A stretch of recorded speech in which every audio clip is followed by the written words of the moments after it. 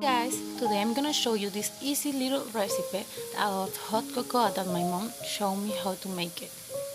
We're going to need sugar, a little spoon, vanilla extract, a mixer, cocoa, milk, measuring cups, salt and oat milk. We're going to use 1.5 cup of milk.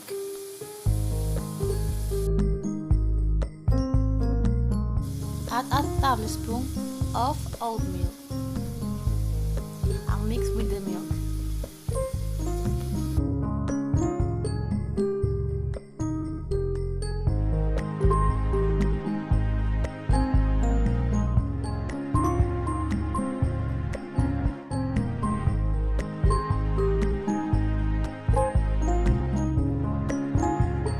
Add 1/4 of a cup of cacao or cocoa and mix it.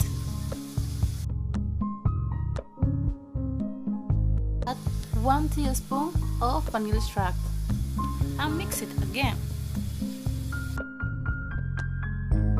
Then we add a pinch of salt.